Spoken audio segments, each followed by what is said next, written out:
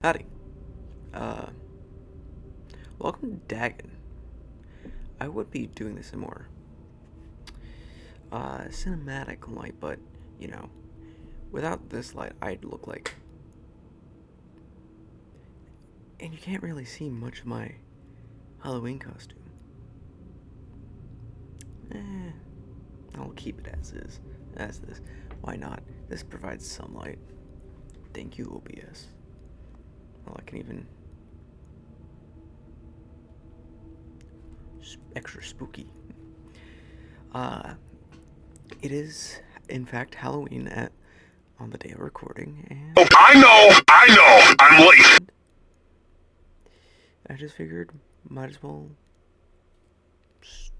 play this, because I'm bored and my friends are doing stuff, and my apartment's quiet. So, I'm gonna get as much done as this as I can. I will not be wearing my little... Anyways, let's start this.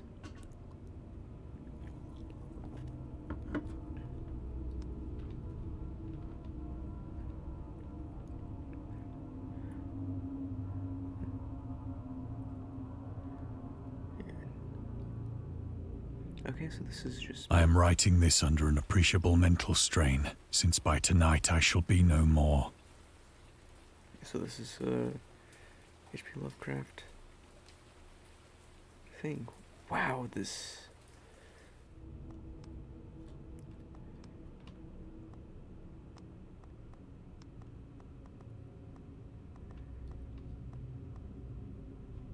And a bit loud.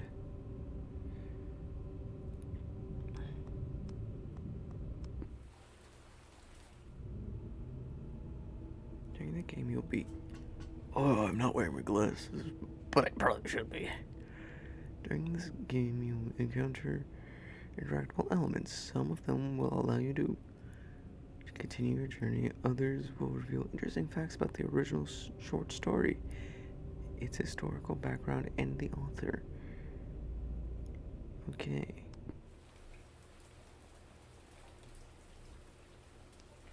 Oh.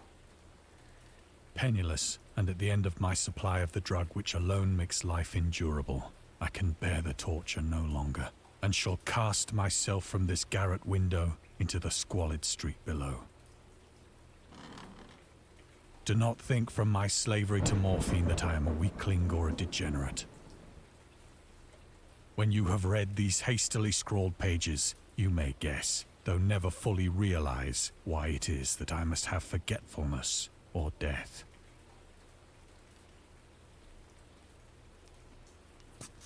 Oh, there's something else I could have learned. It was in one of the most open and least frequented parts of the broad Pacific that the packet of which I was supercargo fell a victim to the German sea raider. Interesting. Oh. It is very limited, as it said.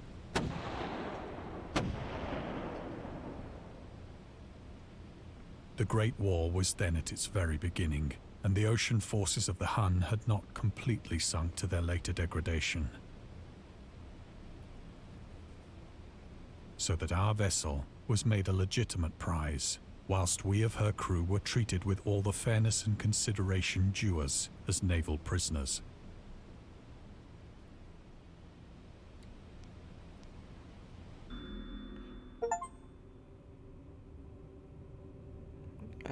The Huns were central ancient nomads who established a dominion in Europe and invaded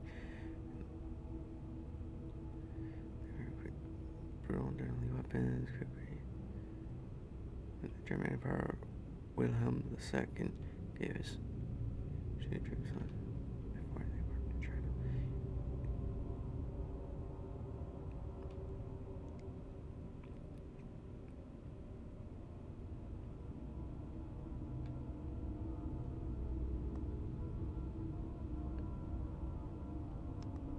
Interesting. Yeah.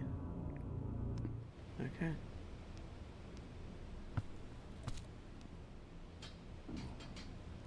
Pardon me.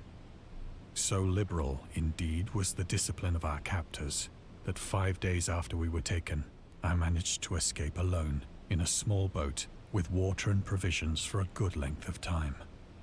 It's such a sensitive... Well, let me see. Maybe it's in other... Ah, yeah, there it is. Let's see what 59 feels like.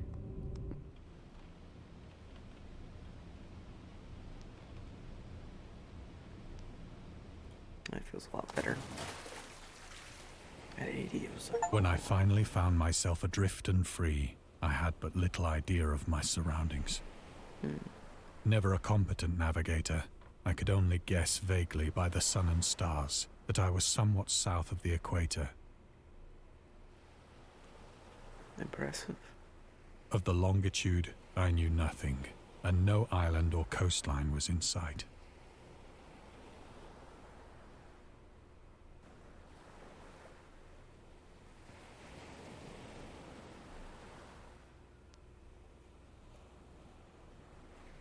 The weather kept fair, and for uncounted days I drifted aimlessly beneath the scorching sun, So beautiful. waiting either for some passing ship or to be cast on the shores of some habitable land.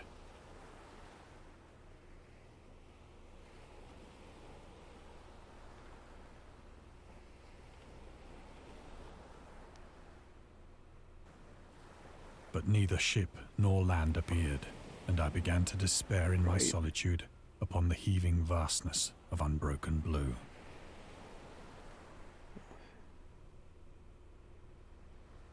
The change happened whilst I slept. Its details I shall never know, for my slumber, though troubled and dream-infested, was continuous.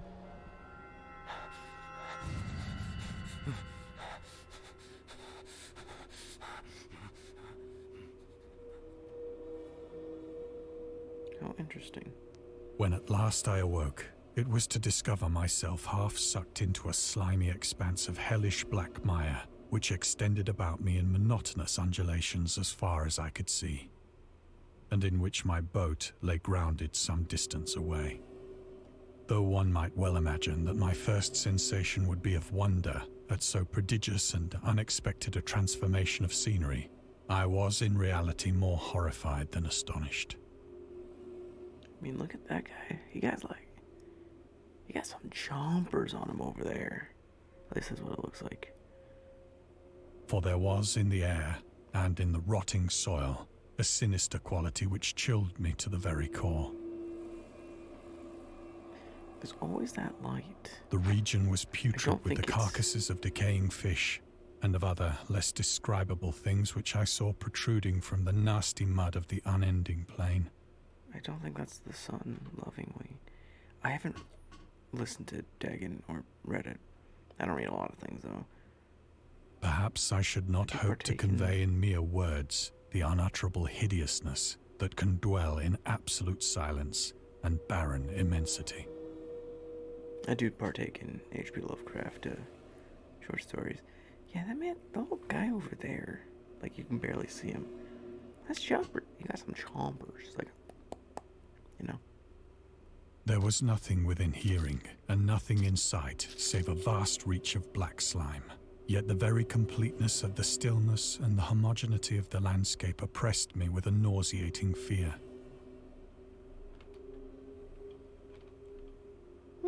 The sun was blazing down from a sky which seemed to me almost black in its cloudless cruelty, as though reflecting the inky marsh sorry. beneath my feet. I just really thought it would be funny. The Origins of Dagon. Dagon seems by Fishhead, a short novel by natural affinity between a hybrid idiot and the strange fish of an isolated lake. Supernatural horror in the literature. And Lovecraft's dream about a strange island emerging from the ocean and him crawling into the ooze that covered its surface. I dreamed of a whole hideous crawl and yet feel the ooze sucking me down. In defense of Dagon, HP Lovecraft. Lovecraft's interest in the topic stems from his aversion to fish and sea smells, in his own words. I've hated fish and feared the sea and everything connected with it since I was 2 years old. But I cannot recall what earlier experience gave me such profound, lasting aversion to the sea and seafood. The Dweller in Darkness, Lovecraft, 1927, Donald Ware. Or is it Wander?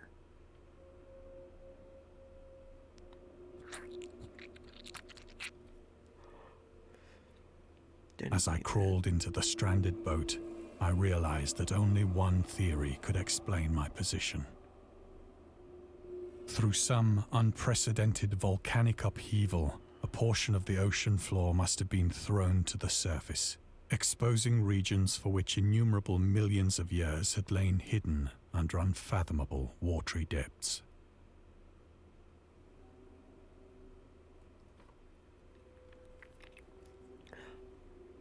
What's that? What the fuck? What? Huh? What is that? Why is it undulating? Is that the right word? I think it is. Editing me. Put a picture of the description of undulating right here, right now. Did you do it?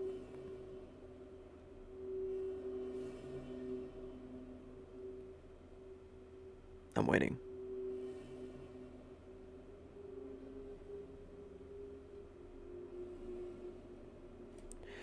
Seriously, man, do we really have to wait this long?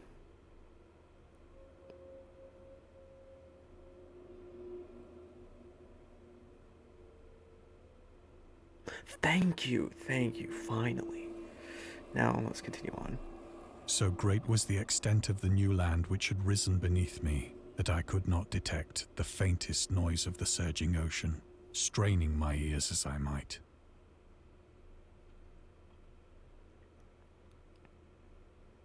Nor were there any seafowl to prey upon the dead things.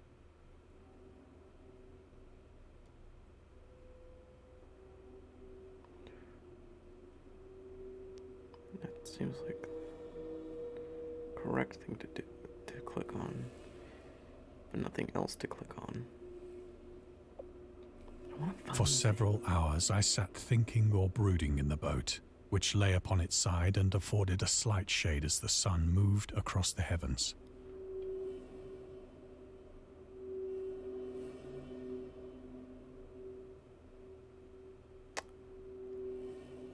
There's something behind me, isn't there? Look at it. It's oscillating. I think that's also the right word. Aren't those extinct? Not you. You. Could have sworn you guys died in, like, I don't know, some old time. Is that a can of tuna? Or sardines? Why is there a trilobite? I mean, I don't think they're extinct. They might be.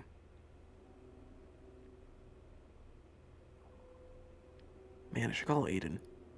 Shout out Aiden. He likes fish. As the day progressed, the ground lost some of its stickiness and seemed likely to dry sufficiently for traveling purposes in a short time. I don't want to look behind me. That night I slept but little, and the next day I made for myself a pack containing food and water, preparatory to an overland journey in search of the vanished sea and possible rescue. Okay, cool. Tentacles aren't whipping and wailing over there.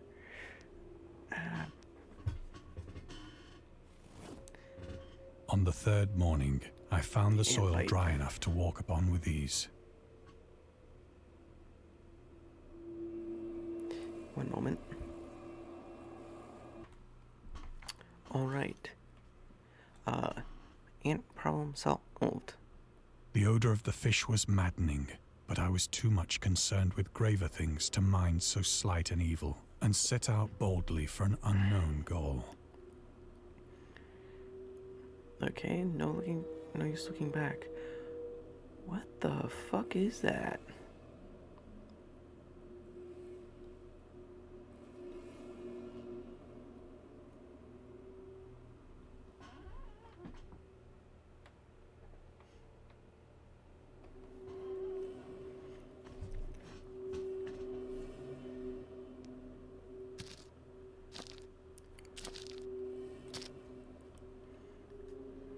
All day I forged steadily westward, guided by a faraway hummock which rose higher than any other elevation on the rolling desert.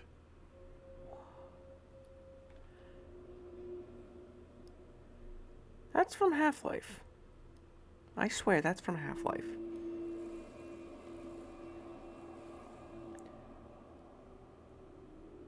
Or that, like, Cloverfield? Maybe? I don't know. That's from someone. I think that is too. That's a rock.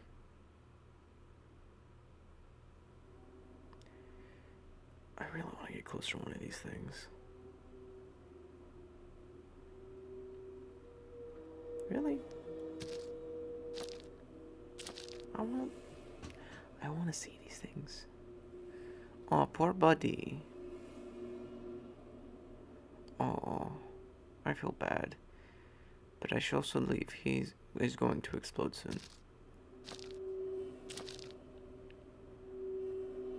That night, I encamped, and on the following day still traveled toward the hummock, though that object seemed scarcely nearer leeches? than when I had first espied it. I'm not a fan. As a Floridian, I don't like the sound of marching in marsh, nor the sight of leeches. By the fourth evening, I attained the base of the mound, which turned out to be much higher than it had appeared from a distance.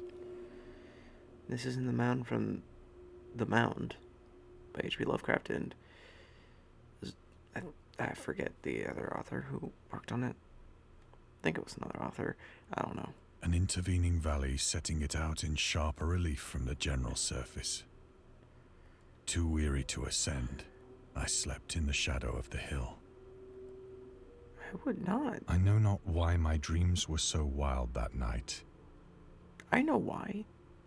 There was giant things that you walked past, and a blue whale. But ere the waning and fantastically gibbous moon had risen far above the eastern plain. Fantastically gibbous. Editing the gibbous definition right now. See if that makes sense.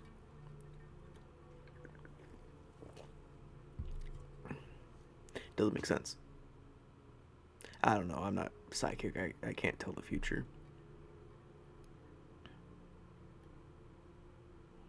I was awake in a cold perspiration, determined to sleep no more.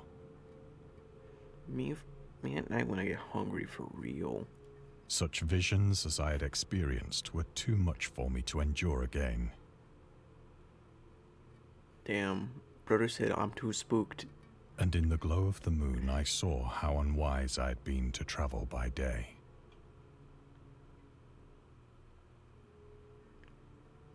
He really just said... sorry, I couldn't help but think. He really just said... And basically, Mommy, can I sleep in your bed? I had a nightmare. Without the glare of the parching sun, my journey would have cost me less energy. Are you stupid? I guess maybe that doesn't make much sense.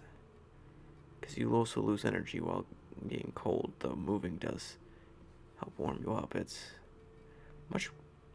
The ability of sight is useful. Indeed, I now felt quite able to perform the ascent which had deterred me at sunset.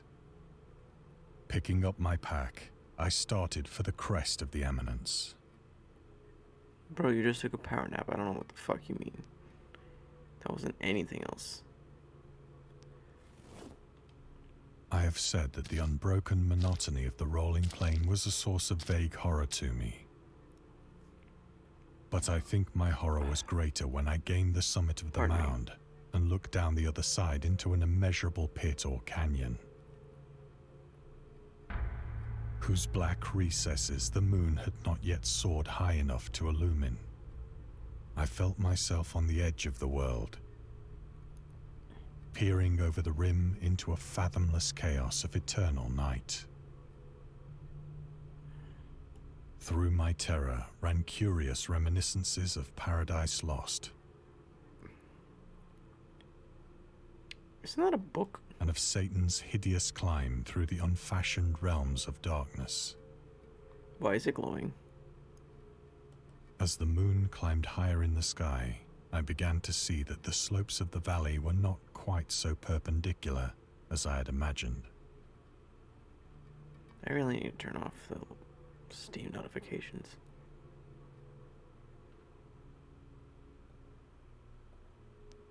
Ledges and outcroppings of rock afforded fairly easy footholds for a descent, whilst after a drop of only a few hundred feet, the declivity became very gradual.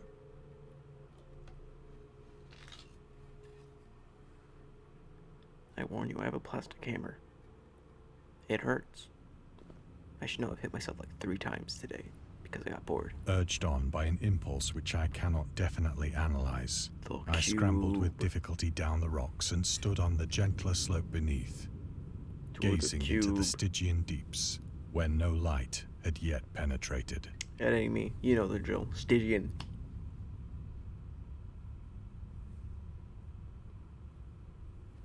I really thought you'd be faster than that, man. I mean, come on. Come on.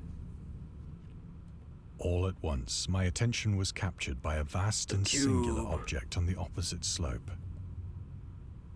An object that Minecraft. gleamed whitely in the newly bestowed rays of the ascending moon. I have just the tool to mine it.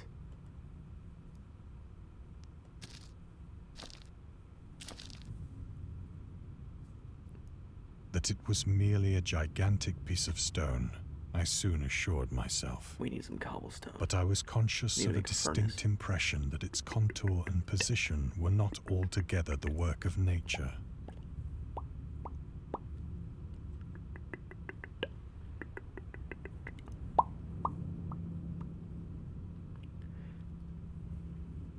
Oh shit, we don't have any wood. We can't craft fucking...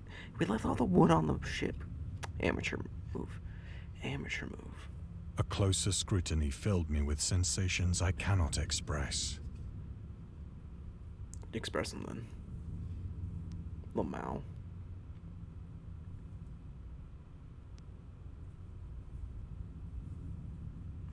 You know, it would have been probably For smarter to despite walk its around the enormous top, magnitude but, you know. and its position in an abyss which had yawned at the bottom of the sea since the world was young, That's my pocket, not my belt buckle.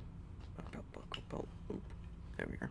I perceived beyond a doubt that the strange object was a well-shaped monolith, No, really. whose massive bulk had known the workmanship and perhaps the worship of living and thinking creatures. Makes sense. Things fall and rise. Dazed and frightened, yet not without a certain thrill of the scientist's or archaeologist's delight, I'm gonna turn I around, examined I'm my gonna turn around. surroundings more closely.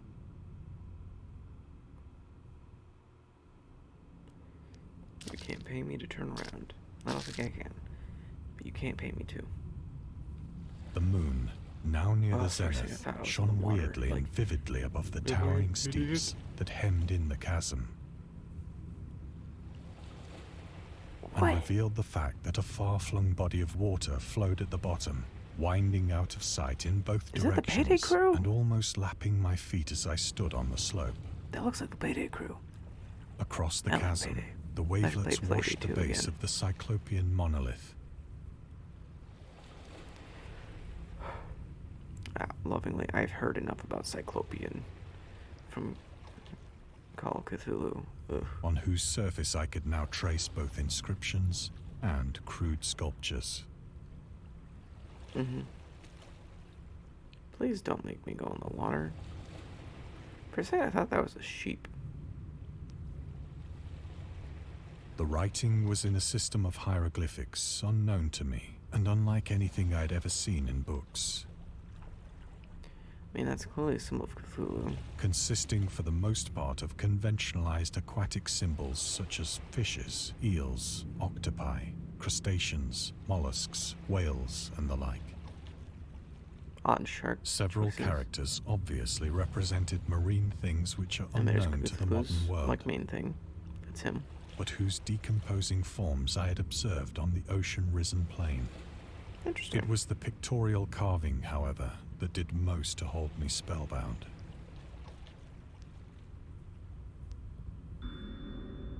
Storytelling methods. Dagon contains many themes and storytelling methods that Lovecraft developed in his later works, such as telling the story through the carvings at the Mountains of Madness, the Nameless City. I haven't finished that one, but that's neat to know. I also learned that someone who's done good work on others films using Eldritch Horror was going to make a thing of that, but just no one would take it, which I just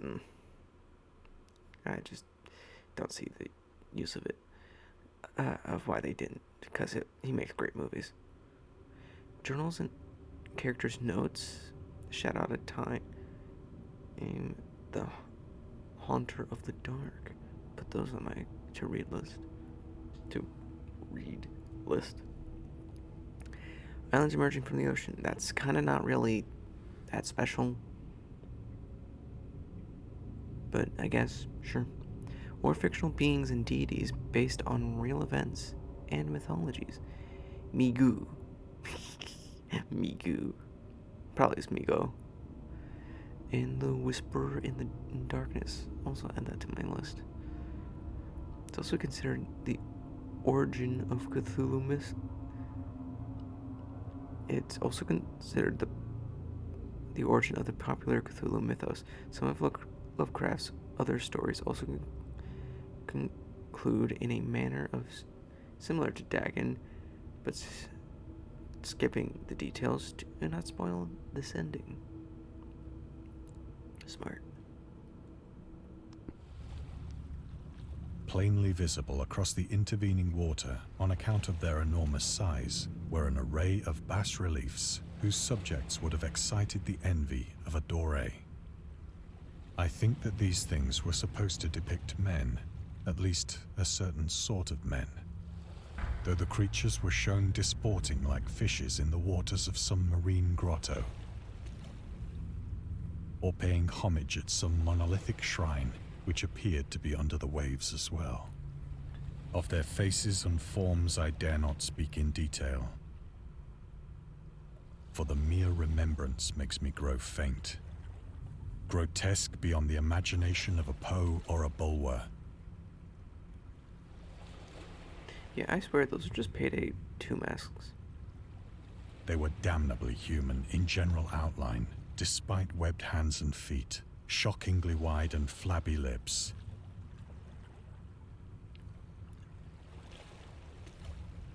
Glassy, I don't want to look bulging at them anymore. eyes, and other features less pleasant to I can't recall. unsee the lips.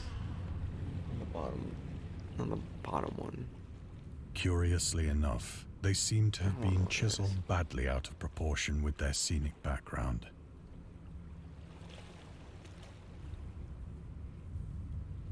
For one of the creatures was shown in the act of killing a whale, represented as but little larger than himself. Okay, but what type of whales? I remarked, That's not a blue as I whale. say, their grotesqueness and strange size, but in a moment decided that they were merely the imaginary gods of some primitive fishing or seafaring tribe. Some tribe whose last descendant had perished eras before the first ancestor of the Piltdown or Neanderthal man was born. Please, no, I don't want to look back up there. Awestruck at this unexpected glimpse into a past beyond the conception of the most daring anthropologist, It's glowing. I stood musing whilst the moon cast queer reflections on the silent channel before me. Then, suddenly, I saw it. With only a slight churning to mark its rise to the surface, the thing slid into view above the dark waters. Vast, Polyphemus-like and loathsome, it darted like a stupendous monster of nightmares to the monolith. about which it flung its gigantic scaly arms, the while it bowed its hideous head and gave vent to certain measured sounds.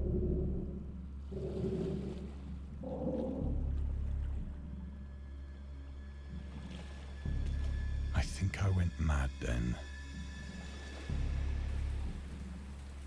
Of my frantic ascent of the slope and cliff, and of my delirious journey back to the stranded boat, I remember little.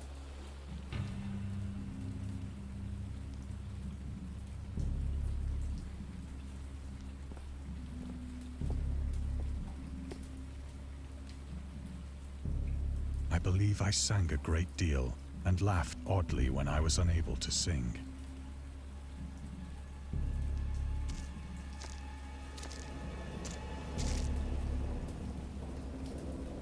I have indistinct recollections of a great storm sometime after I reached the boat. At any rate, I know that I heard pearls of thunder and other tones which nature utters only in her wildest moods.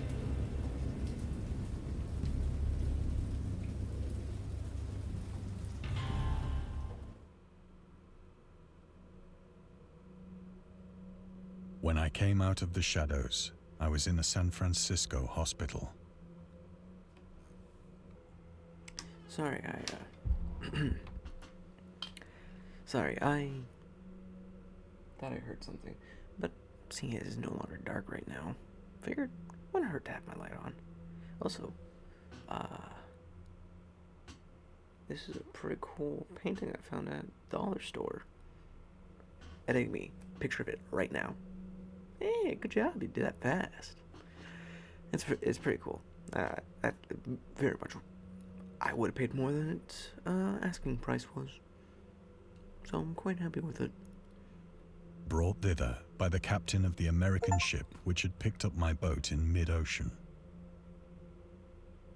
In my delirium, I had said much, but found that my words had been given scant attention. I wonder why. Of any land upheaval in the Pacific, my rescuers knew nothing. Nor did I deem it necessary to insist upon a thing which I knew they could not believe. That's fair.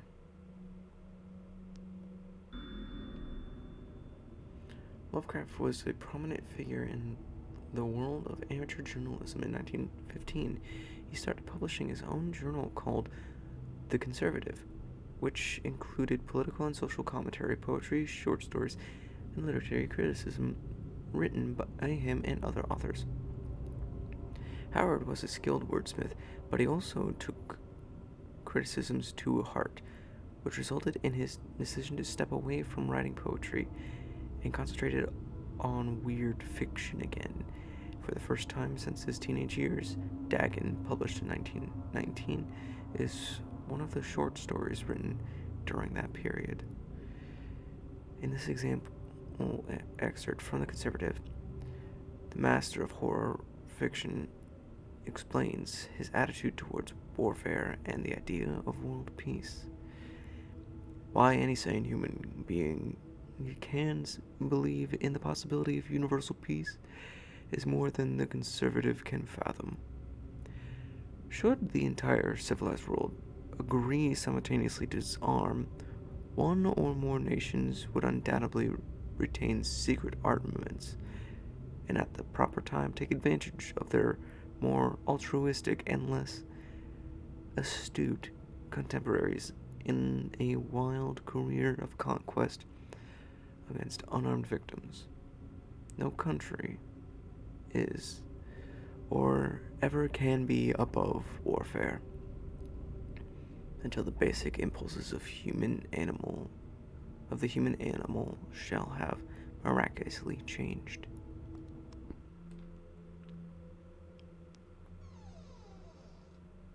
Who did that? Once I sought think out a this place is celebrated haunted. ethnologist.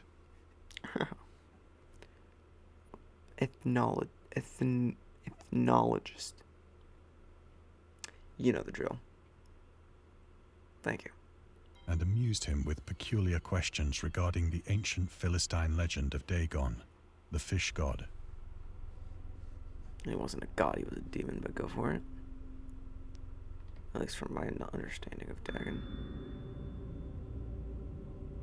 Dagon was the main deity of the Philistines, worshipped throughout the Middle East, and ancient god of fertility and crop. Oh, this is like the Hebrew world. Okay. I was more thinking Greek Dagon, which makes sense. Okay. Which is probably why I say Dagon. And this one's saying Dagon. So, that makes sense. The rulers of Akkad, Mesopotamia, chose him as the patron saint of their war conquests. He also appeared as the judge of the dead in the Assyrian poem and an underworld prisoner warder in one of the Babylonian texts. He is often mistaken for a fish god due to the wrong interpretations of his name, as in the Hebrew, the word dag means fish. In Lovecraft's works, Dagon is an underwater deity ruling over the deep ones, a humanoid race with fish traits that resides in the ocean. He is worshipped by the secret cult called the Esoteric Order of Dagon.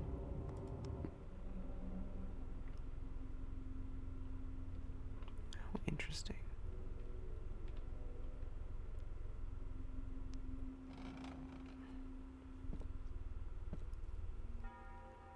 But soon perceiving that he was hopelessly conventional, I did not press my inquiries.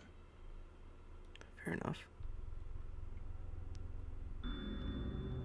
August Derleth and the Cthulhu Mythos. August Derleth was an American writer and anthologist. He also befriended Lovecraft and published many of his works through his company Arkham House. Although he greatly contributed to the popularization of the author's work, after his death, he is surrounded by numerous controversies.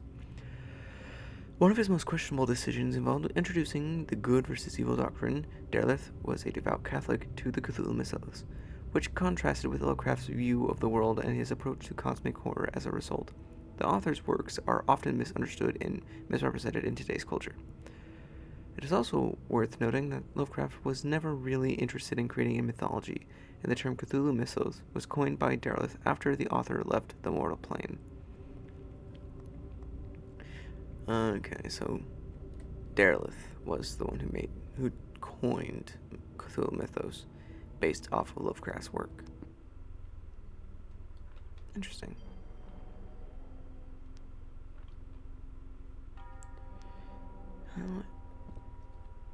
Interesting storytelling of this game.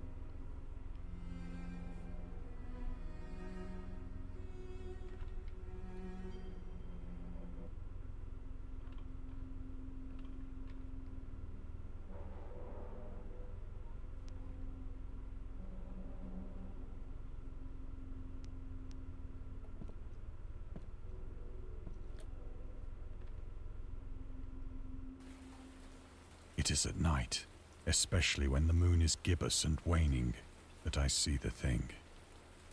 I tried morphine, but the drug has given only transient surcease and has drawn me into its clutches as a hopeless slave. Drugs do that. So now I am to end it all, having written a full account for the information or the contemptuous amusement of my fellow men.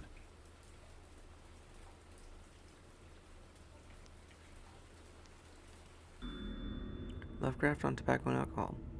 Lovecraft hated tobacco, even though he used to smoke.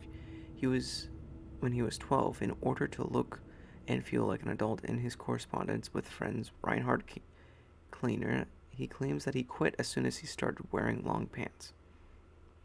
He also had a very strong opinion about alcohol, as evidenced by his letter to Zelia Brown, dated to 13th of February in 1928.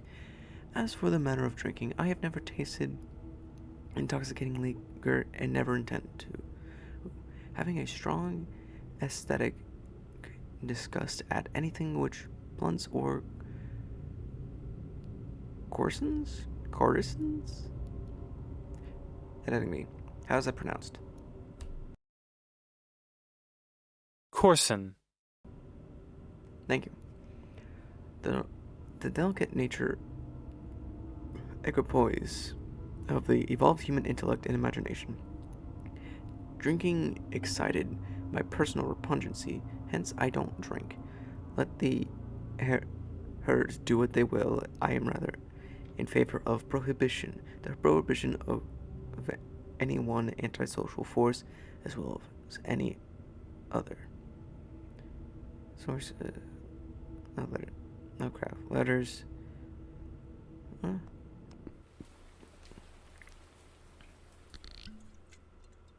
Often, I ask myself if it could not all have been a pure phantasm. Thank you. A mere freak of fever as I lay sun-stricken and raving in the open boat after my escape from the German man-of-war. This I ask myself, but ever does there come before me a hideously vivid vision in reply. I cannot think of the deep sea without shuddering at the nameless things that may at this very moment be crawling and floundering on its slimy bed, worshipping their ancient stone idols and carving their own detestable likenesses on submarine obelisks of water-soaked granite. I dream of a day when they may rise above the billows to drag down into their reeking talons the remnants of puny, war-exhausted mankind. Of a day when the land shall sink and the dark ocean shall ascend amidst universal pandemonium.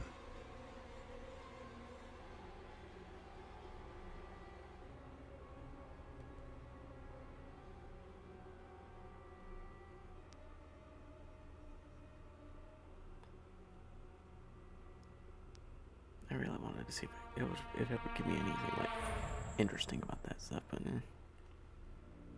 The end is near. I hear a noise at the door, as of some immense slippery body lumbering against it.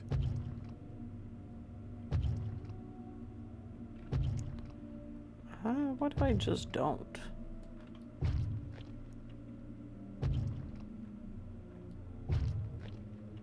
It shall not find me.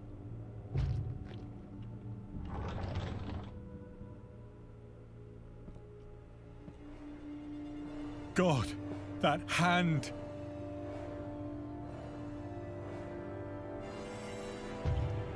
The window!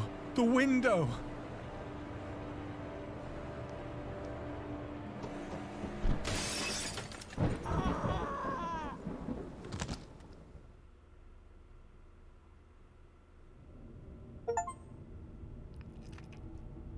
That was really good. I thought it'd be a bit longer of a game, but you know, I'm not bad. I'm not mad about that. It was really, really cool.